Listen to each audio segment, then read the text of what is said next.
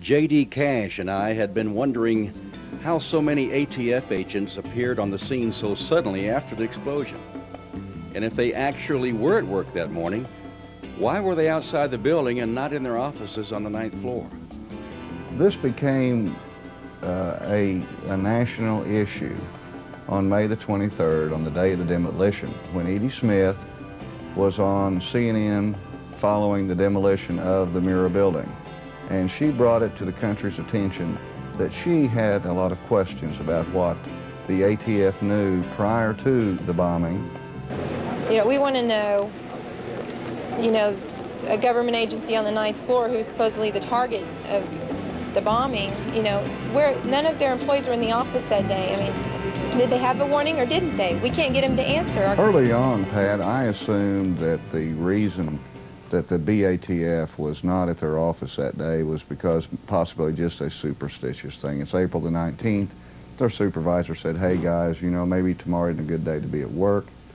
And they just went out and played golf or whatever. And about 2 weeks into this, I started receiving information from witnesses and from concerned citizens asking me to look into this a little bit closer. And as I began to locate individuals that had information about the ATF's whereabouts that day, it became startlingly clear that they were outside of their office that day, but incredibly close to the building. I asked J.D. just exactly what particulars he had uncovered with the witnesses who had been willing to talk. We have one witness that we've taken down and put in a broadcast theater and put him on tape, on camera, his face blacked out, changed his voice in order to protect him. And this individual has told us that he saw 6 to 8 ATF agents 14 to 16 minutes after the blast working the crater area, working the rubble, looking for bomb fragments outside the Murrah Building on the morning of the blast. Another witness confronted an ATF agent outside. A local broadcasting company, a local affiliate, has a witness that they have interviewed on more than one occasion who, along with this person's supervisor, rushed up to the building 2 minutes after the blast. And the first person that person encountered was a jacketed ATF agent. And when I say jacketed, I'm talking about their raid jacket where their initials are clearly marked. This witness told the television interviewer that he looked up at the 9th floor. Now, this particular person happened to know, because of his wife's position with the government, he happened to know that ATF officed in that building. And he pointed up there to the 9th floor, which was largely destroyed, and then looked at this individual and said, how are you alive? And the ATF agent, according to this witness, said, I was told not to come in this morning. We've had a bomb threat.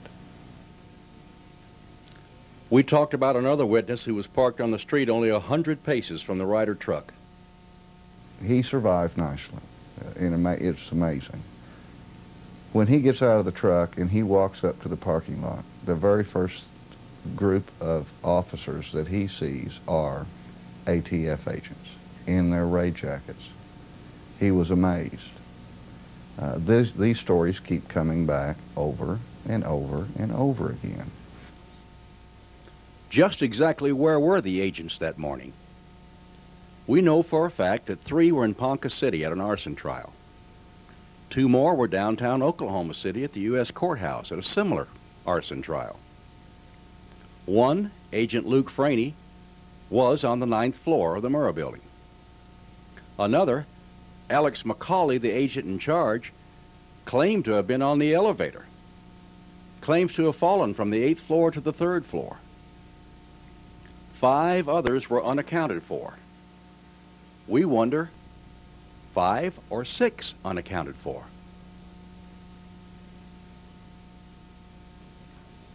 Les Martz put out a memo to all the ATF and IRS offices across the country saying that Edie Smith's accusations were groundless. That not only were ATF personnel victims, but they were heroes doing rescue. That Alex McCauley went on a 5-story free fall in the elevator. But the inspectors at the elevator company said, no way. None of these elevators had any of the switches thrown which would be thrown if there had even been an increase in speed of 10%. That's one of the safety features of those elevators in the Murrah Building. And I asked him, I said, well, what about a free fall? I asked this of 3 or 4 or 5 of these gentlemen. And each one has sort of laughs and says, elevators, the modern elevator doesn't free fall. It has a, unless you cut the cables. They have the way that they have a counterbalancing mechanism, which if the power goes off, the elevator would be more likely to rise than it would to do anything else. So the idea of an elevator free falling is ludicrous. There were no severed cables in the Murrah And there Building. were no severed cables. The bottom line is this story, which has been put out in news releases by the ATF, is not correct. It is not accurate, and they should have done a better job than this if they were trying to account for where Agent McCauley was.